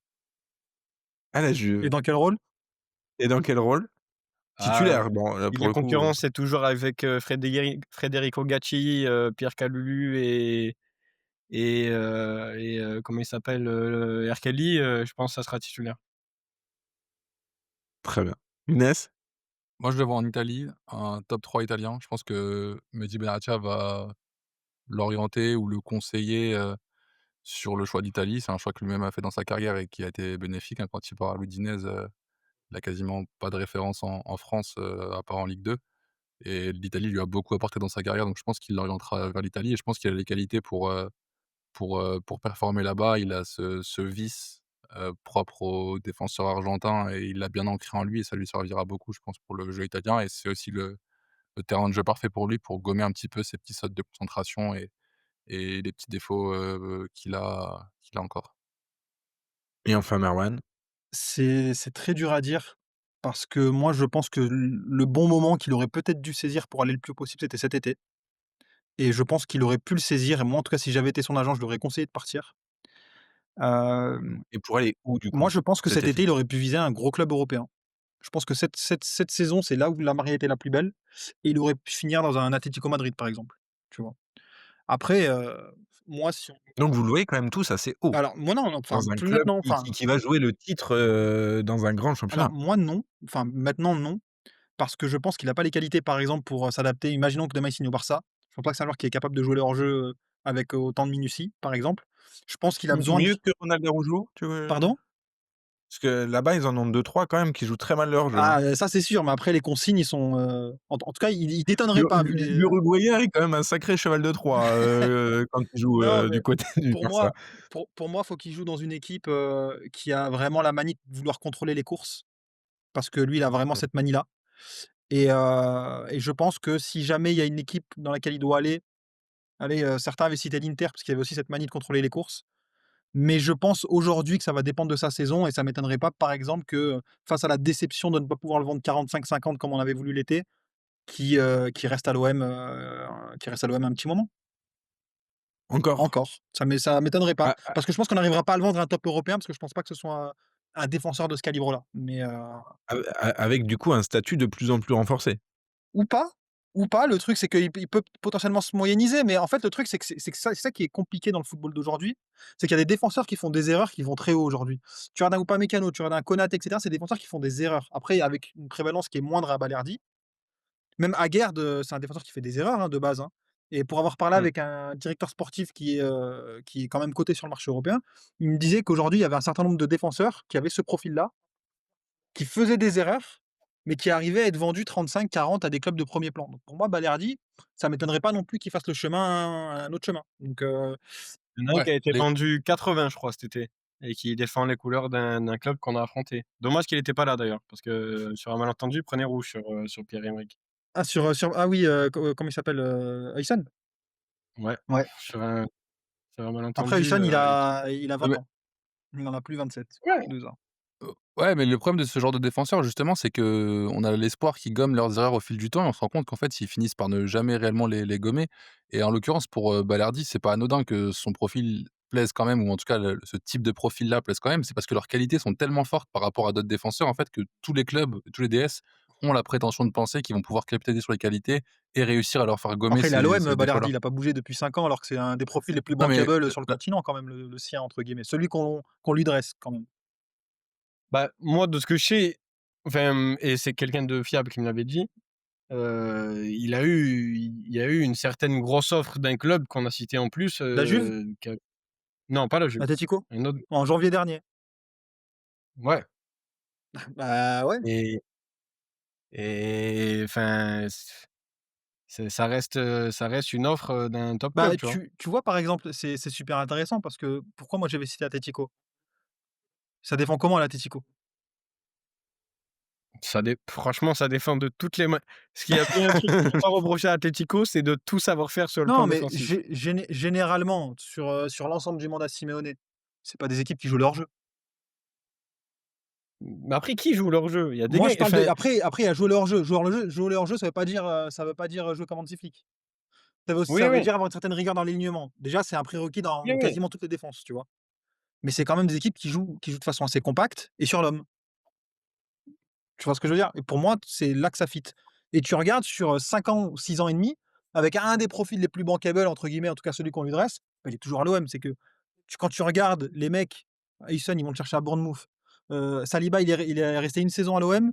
Après, il était int tu pouvais plus aller le chercher.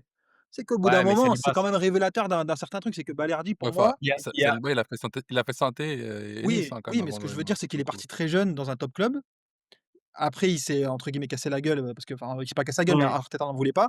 Mais ce que je veux dire, c'est qu'une fois qu'il a fait sa saison et qu'il a performé, bah, il a été pris. Balerdi, c'est pas le cas. Alors que l'OM, c'est Mais pas le c'est pas le club le plus, Ouais, mais après il y a après entre après le meilleur Balerdi, il y a une ascension quand même, il y a une ascension sur les oui, 5 bien ans. sûr, il y a une C'est pas ascension, bien linéaire, sûr, ses bien sûr, performances. bien sûr. Et Donc il est c'est ça arrivé, moi ce que moi j'aime ça bien. m'a surpris, mais il est arrivé avec 20 matchs pro dans les jambes, à peu près, moins grossièrement, je crois moins que ça, hein, Max, hein. Je crois il a Non, c'est ça, hein, je crois. à peine 10 en Argentine et 12, Quand il est à Dortmund, ouais, 12 bah à Après, Dortmund, je est-ce qu'on crois. compte les matchs de non, sélection de jeunes comme des matchs pro? Ça se débat, mais en tout cas Oui, voilà, si tu ouais, et dont une cape, par exemple, en Argentine, qui est dingue, mais OK. non, mais en fait, il y a déjà, une il est régulièrement appelé en Argentine, par exemple, tu ouais, mais vois? après Donc ça veut dire rien que quoi ça, c'est d'être, quand même appelé en pas équipe anodin. d'Argentine? Tu regardes, la pénurie Bah, c'est derrière. l'équipe Ah moi je championne suis du désolé, monde. Brésil et Argentine, c'est plus des arguments. Tu regardes les listes de zinzin qui te sortent, c'est pas un argument. Mais en fait, ce que je veux dire par là, c'est que Balerdi, ça fait 5 ans, il y a une progression, elle est indéniable. Elle est indéniable de Balerdi à l'OM, tu vois? Mais c'est que s'il est toujours à l'OM, dans un club qui en plus n'a jamais fermé les portes pour ses joueurs, c'est que c'est aussi révélateur que le marché n'est pas si fou de Balerdi, mais si mais si l'OM accepte l'offre de l'Atlético Madrid, cet argument il tient pas. une fois sur 5 ans. Moi, ce que je veux dire, c'est que cet intérêt, il existe en plus avec le profil de l'équipe. Mais c'est qu'au bout d'un moment, c'est que l'Atlético Madrid, s'ils sont pas revenus cet été, s'ils étaient pas là l'été dernier ou celui d'avant ou encore celui d'avant, bah, si on parle d'une offensive sur 5 ans, je suis désolé, hein, on parle pas d'un joueur qui passe sous les radars, quoi. Mais enfin, On verra. dans ce cas, je lui souhaite, parce Est que je l'aime beaucoup. est-ce qu'on a tout dit? Alors je vais pas relancer la question de où on le place dans le classement parce que sinon le podcast, il va reprendre 3/4 d'heure. Non, mais par contre, Mais Maxime, On abandonne le non, Bodedan, mais c'est bon? Max, par contre, il y a un truc où pour le coup, je veux bien réviser ma position du bonnet d'âne. C'est que pour moi, il est bonnet d'âne si on juge qu'il doit être le leader. Par contre, si on juge que son rôle de leader, il aurait jamais dû l'avoir et que entre guillemets «il l'hérite de force», bah, là, pour le coup, bonnet d'âne, c'est peut-être sévère, tu vois? Mais en même temps, voilà, c'est Mmh. le joueur qui fait le plus d'erreurs à mon avis sur ce début de saison, donc moi, j'en démordrai Et pas, les juste gars. Ou pour qu'il être l'hérite. parfaitement complet, j'ai checké, effectivement moins de 1000 minutes sous Sampaoli, mais 2 mois à la fin où il se blesse, même s'il est pas titu. Même s'il est pas toujours titu, il a, son souci à l'épaule Et qui lui fait, ne pas passer les 1000 minutes et Max, je fais une en dernière Ligue 1. parenthèse. Tout à l'heure, j'évoquais dans qu'est-ce qui est une bonne saison? C'est pas se dire à la fin de l'année, il y a des choix un peu étranges. Les 1 500 minutes d'Alvaro comparées aux 1000 minutes de Balerdi, c'est dans les c'était justement tu vois, dans mes avalages de travers de la saison, Sampaoli, par exemple. Ce serait un bon sujet. La saison Sampaoli, je pense que c'est un bon sujet d'hors-série. Il y a beaucoup, beaucoup de choses à dire. On va passer tranquillement sur le match de ce week-end, samedi 21h, si je dis pas de bêtises. Retour des Olympiens à domicile contre Le Havre.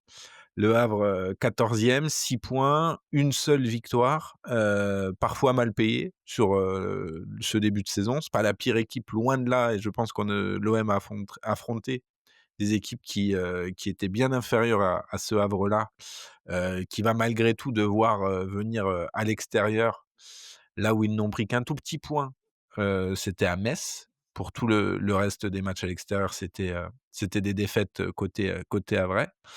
1re question, elle est très simple: victoire obligatoire? Oui, oui, non, mais quand même, c'est Le Oui. Havre. On les marbre. Du coup, on va passer tout de suite à la deuxième question, vu que vous êtes, tous unanimes. Qui veut lâcher son 11 pour qu'on en débatte, Je nomme Younes, pour ouvrir le débat? qui m'a parlé de son 11 avant l'émission, donc allons-y, Game Oh, On. allons-y. C'est petit Marwan. Bah, déjà, Le Havre joue à 4 derrière, donc je vais essayer de continuer cette logique-là, même si pardon, matrixé par le débat d'avant. Même si Deserbi a dérogé, sur le match contre Metz, je suis parti sur une défense à 4. J'essaie de tenir compte, en partant du principe que je vais me tromper, hein, personne n'a les 11 de Deserbi, on va pas se mentir, mais l'idée Partant du c'est juste principe que personne va avoir la bonne, de toute façon. de défendre une logique ou d'essayer de se mettre un peu dans ses chaussons. J'essaie de tenir compte un peu des départs en sélection, du temps de jeu de chacun en sélection. Weah, parce que, bah, entre lui et Murillo, forcément, les 2 ont un décalage horaire dans les dents et il va falloir en choisir un. Pavard, Aguerd. Aguerd a eu des matchs relativement tranquilles et sur le dernier notamment, il a pas joué le premier, il a joué le deuxième, si je me trompe pas. Donc je pense qu'il jouera, plutôt que Balerdi qui a encore joué cette nuit et qui va arriver aussi avec du décalage horaire. Emerson à gauche parce qu'on n'a pas le choix. O'Reilly, Gomez. O'Reilly qui est pas titulaire avec le Danemark et Gomez qui reste à la commanderie. Je pense il va peut-être, être réaligné dans le double pivot. En tout cas, c'est l'occasion de le réaligner à un match à domicile contre, une équipe qui va jouer, le maintien à peu près jusqu'au bout, c'est là qu'on doit le voir. Mason à droite pour soigner ses statistiques. Nadir en 10. J'aurais pu hésiter avec Gouiri potentiellement, mais c'était une configuration, proche de celle du Paris FC qu'on pourrait retrouver, samedi soir Il au a une D'ailleurs, Havre, j'ai mais blessure pas à vu l'épaule. suivi du tout. ouais, Est-ce qu'on a des nouvelles de Gouiri depuis hier Oui, soir? enfin, on a quelques nouvelles, épaule remise, comme, parce qu'il avait je crois qu'elle s'est déboîtée sur le contact avec le goal ougandais. Mais, il avait une attelle quand il a rencontré le président. Donc, voilà, donc, à mon avis, il va être Ça peut préservé. être chiant un peu l'épaule comme ça quand elle saute, hein. Ouais, je pense ouais. qu'il va Il y passer. a un Tchèque qui Il va sera passer sur le billard, je pense, au bout d'un moment, non? Je il va je devoir, je pense. pense, ouais. Il y a un Tchèque qui sera fait demain, en tout cas, pour sa participation samedi et je pense que dans tous les cas, on prendra pas trop de risques et Peshao, du coup, à gauche et devant, j'ai mis Vaz. Mmh. Je trouve que sa titularisation était intéressante. On peut capitaliser là-dessus. À supposer qu'Aubameyang ait gagné le droit avec son match contre l'Ajax de rejouer titulaire, au Sporting. Je me suis dit que mettre Vaz sur ce match-là était pas déconnant, même si Aubameyang, là aussi, dans la logique de temps de jeu, n'a pas joué le deuxième match avec le Gabon parce qu'il a été suspendu et qu'il a mis un quadruplé sur le match d'avant. Il peut être en forme Tu peux me potentiellement, rappeler tes 4 de ce sera un derrière, des 2 sans Younes? doute. Weah, Pavard, Aguerd, Emerson. OK. J'ai franchement, j'en ai 9 comme toi. Max, on a souvent les mêmes compos, j'ai remarqué. Ouais et on se trompe toujours, hein, mais Bien sûr. moi le seul, les 2 seuls changements que j'ai par rapport à toi, c'est que les 4 de derrière, c'est Emerson, Aguerd, Balerdi, Pavard et j'ai O'Reilly en 10 et du coup un double pivot Højbjerg, Gomez. En sachant que le fameux, Ce serait un que moi j'ai pas trop apprécié Gomez en 10 contre Metz, mais en même temps il n'avait pas été beaucoup servi. On en avait beaucoup parlé, justement, bah, tous les 2 dans ton podcast et tous les 4, même si on n'était pas revenus beaucoup sur le match de Metz, on l'avait évoqué dans la tier list.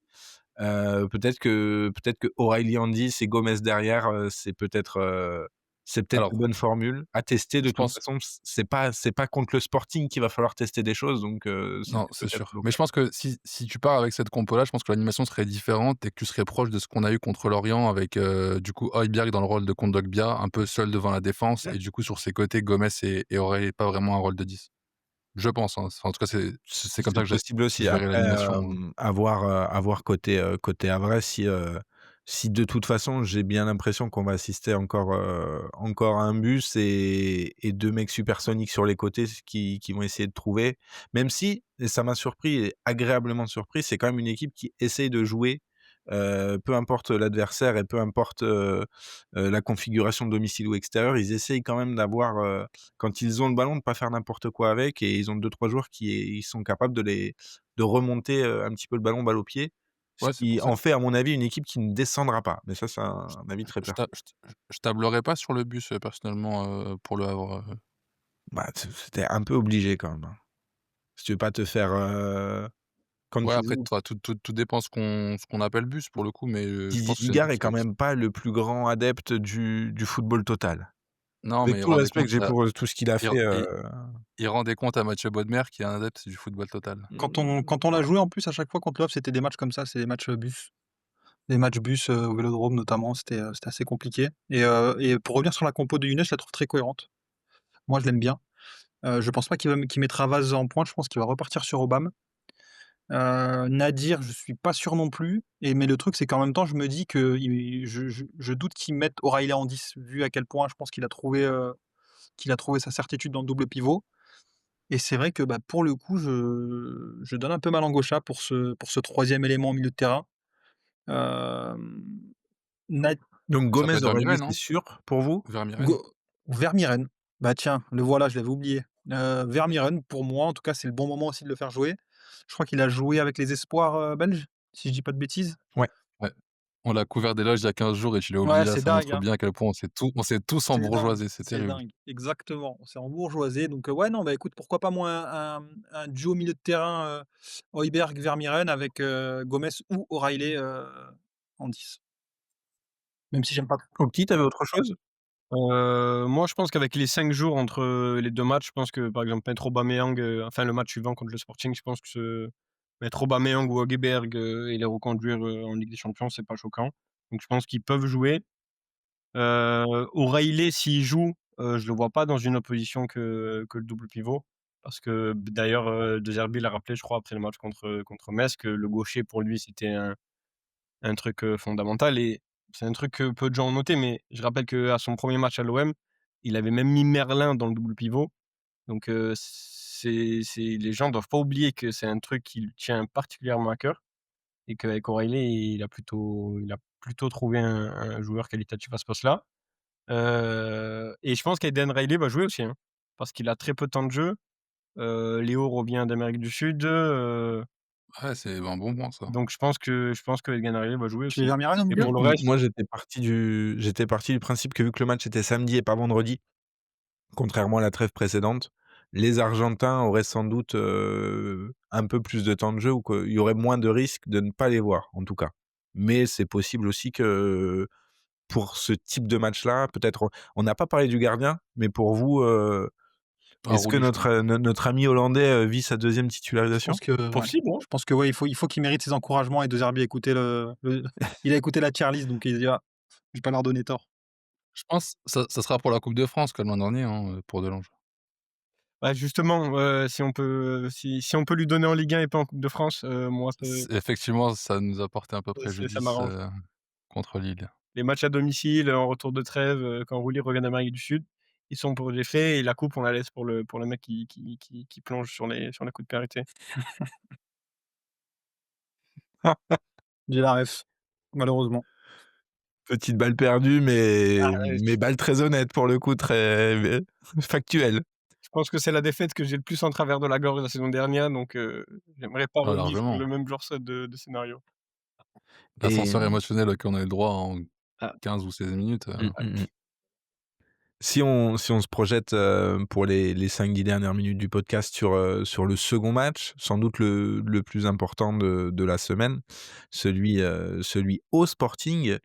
Hem 2e du championnat portugais, pas ridicule contre Naples, équipe qui a aussi 3 points, si je dis pas de bêtises, donc qui a on peut le dire presque un concurrent direct pour ce top 24, qu'on souhaite tous. Hem, Est-ce que ce match-là, selon vous, est ultra déterminant pour la suite? Oui, bah, clairement oui, t il c'est aussi important que quand on les avait affrontés, saison Tudor, sur l'aller-retour. C'était Ouais, des points. qui était le 3e match, si je dis pas de bêtises, C'était 3e et 2 4e c'était match. 3e et 4e match, exactement. Donc tu faisais l'aller-retour. Pour moi, c'est des points qui sont très importants parce que la suite du calendrier, elle est pas facile. C'est peut-être un des matchs les plus abordables que tu as après celui contre l'Ajax. On parlera aussi de Lyon-Saint-Gilloise peut-être, mais qui est coriace et c'est vrai que ça va pas être de la tarte parce que c'est pas une équipe de peintres. Ils ont peut-être le meilleur joueur du championnat portugais actuellement qui est Trincao, qui fait une grosse saison là-bas, je pense que c'est un match sur lequel tu dois te positionner et qui va aussi te servir à confirmer un statut que tu as acquis, durant, les derniers jours avant la trêve. Une équipe qui, finalement, si elle tient son rang, doit pouvoir, taper entre guillemets, pas sans trembler parce que c'est quand même une belle équipe, le Sporting, mais tu dois ambitionner une victoire assez nette contre le Sporting, au moins dans le jeu, que ce soit par 1 ou 2 buts d'écart, peu importe, mais au moins dans le jeu, tu dois dire: «Bah, j'ai fourni une prestation qui est cohérente et qui doit me permettre d'aller au-delà de ce Sporting-là». Parce que sinon, ça va être compliqué si tu lâches des points contre le Sporting d'avoir l'ambition de les prendre ailleurs, même si encore une fois, ça n'engagera de rien par la suite. Et Trincao exemple qui nous a fait mal légendaire, à l'aller déjà. Luis Suarez aussi, hein, Ouais. Ouais. qui est passé, voilà, peut-être le transfert le plus sombre et le plus opaque de ces 5 dernières années, mais tu l'as cité enfin, tu as cité Trincao, je me permets de citer Luis Suarez. Il y en a d'autres, hein, ils ont Très quelques bons affûté Luis joueurs quand Suarez. Je sais pas si même. vous l'avez vu, mais il est beaucoup moins entre guillemets «bouboule» qu'à l'OM, Luis Suarez. Ouais, Ah, mais il est fit, il fait plus méchant, ouais. il est fit. Younes, je t'ai coupé la Par parole. contre non, pardon, je disais juste que Trincao nous avait fait du mal déjà au match aller, à l'époque de Tudor, cette ouverture du score, douloureuse, avant qu'on puisse renverser le match grâce au gardien du Sporting. Heu, je rejoins Marouane sur le fait qu'on doit gagner, c'est tellement important si on gagne là, je crois qu'on a fait quasiment 60 du chemin pour la qualif et honnêtement, si tu as déjà 60 du chemin avant la réception de l'Atalanta, avant les 2 déplacements en Belgique où tu pourras espérer, prendre des points, Newcastle et Liverpool, je les mets un petit peu à part parce que ça va être des matchs contre une équipe de PL, tu sais que sur l'intensité, ça va peut-être être dur de rivaliser et on verra en temps voulu comment l'équipe est à ce niveau-là. Mais, Sporting malheureusement quand tu regardes ton calendrier, c'est quasiment une victoire obligatoire. Néanmoins, je me dis que si on fait match nul sur ce match-là, à voir dans quel contexte, à voir avec quelle prestation, Marouane le soulignait très bien, pas de souci. Je crois que c'est pas aberrant de ramener un nul du Portugal, sur un déplacement comme ça. Dans l'absolu, sur ce déplacement-là, si la prestation est correcte, que ça se joue à quelques détails, qu'on revient avec un match nul, je me dis qu'il faudra peut-être pas être trop dur sur le débrief d'après-match. Non. Mais encore une fois, quand tu regardes le calendrier et que tu te projettes plus loin que ce match-là, ces 3 points-là, tu en as particulièrement besoin et ça va être difficile de les voir aussi proches, sur les autres matchs. En sachant qu'on n'a qu'un an de recul sur la nouvelle Ligue des Champions, la nouvelle formule, que l'an dernier, si je dis pas de bêtises, toutes les équipes qui ont pris 12 points se sont qualifiées. La barrière était à 11 pour celles qui allaient en barrage, ou qui étaient éliminées directement.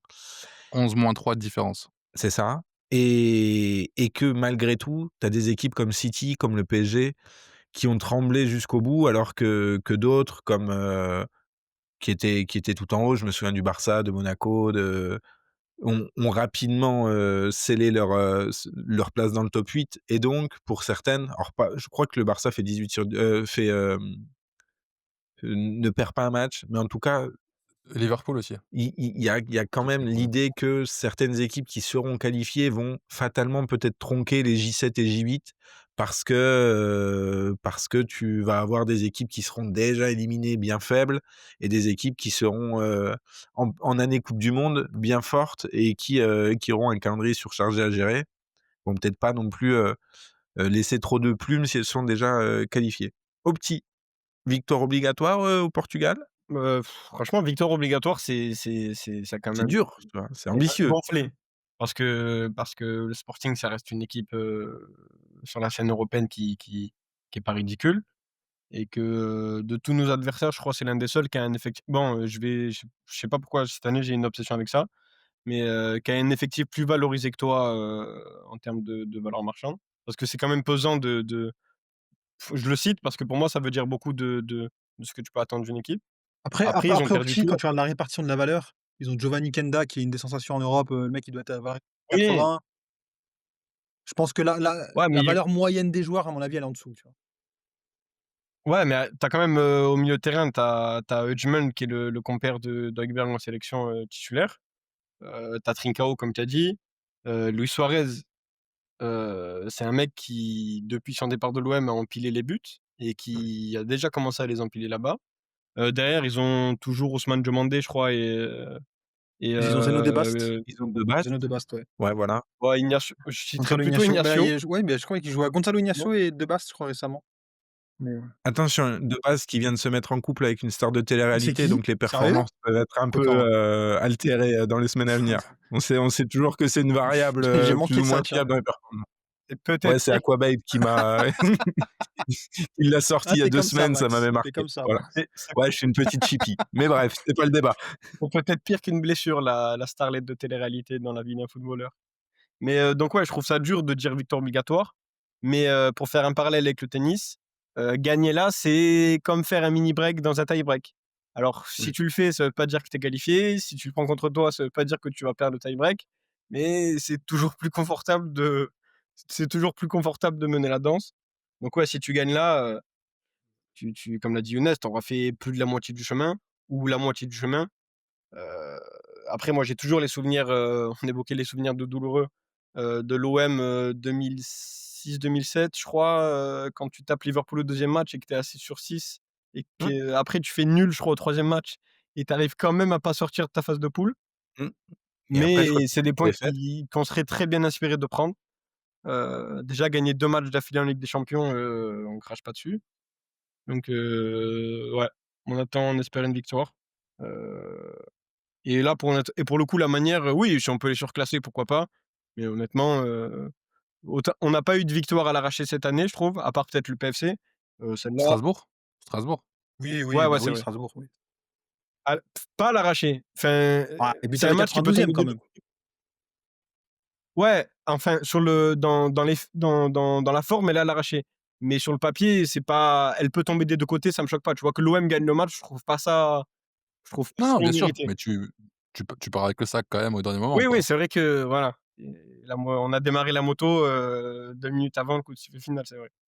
Mais ouais, non, moi le contenu, je veux 3 points. Le reste, Bah, ça viendra avec malheureusement, mais oh pas tout le Quelque temps. chose à ajouter sur nos amis portugais ou on passe directement au Juste, prono? je viens de voir qu'en fait Ousmane Diomandé était blessé depuis cet été et qu'il vient de reprendre en fait. Il était sur le banc face à Braga, donc éventuellement le voir titulaire, mais sinon ouais, c'est une «bonne nouvelle» entre guillemets pour l'OM. C'est que qu'un mec de ce niveau-là soit en phase de reprise.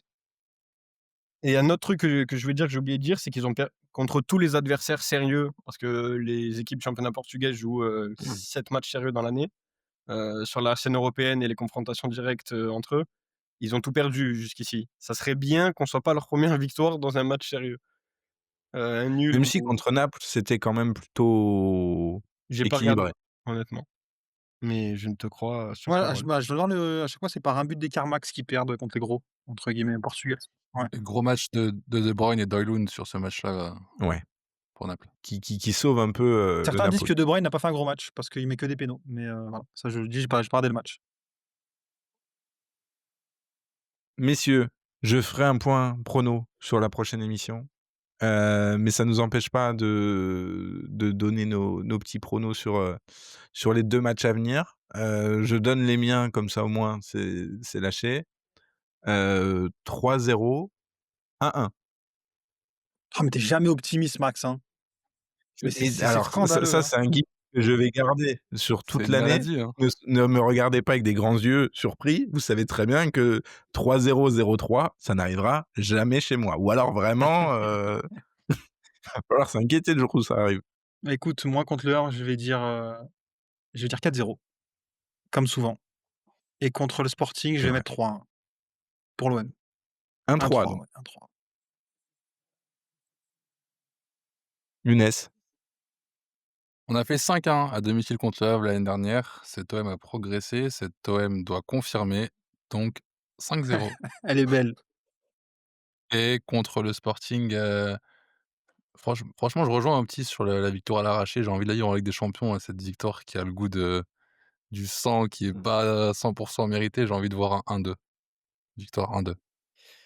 Alors, j'aimerais bien surenchérir, mais 5 c'est beaucoup, donc je vais me permettre justement de pas être le plus gros, je vais dire allez, on va dire qu'on encaisse un but, on va dire 4-1 avec, Rulli et De Zerbi qui fustigent, leur groupe parce qu'on a pris un but à la 92e minute, qu'on n'a pas été Sur une erreur de sérieux. Balerdi ou pas? Je te Sur promets une que j'allais le erreur dire. de Aguerd, Je te promets que j'allais le sur dire une Max. erreur de sur une erreur Il sera sur la photo, ouais. sur une erreur de Naïf Aguerd qu'on n'incriminera pas parce qu'on aurait gagné et contre le Sporting, ouais, 2-3 comme ça on vibre, Beaucoup de buts et une victoire à la fin. pourquoi pas? C'est tout ce qu'on se souhaite pour l'épisode 7 qui, on le rappelle, sortira exceptionnellement jeudi en début de soirée. Merci les amis Merci à vous. Merci à Merci toi. à vous. Merci à vous. Merci et à vous, bonne semaine. bonne semaine, bon match au pluriel et puis on se donne rendez-vous la semaine prochaine avec un gros débrief. À bientôt.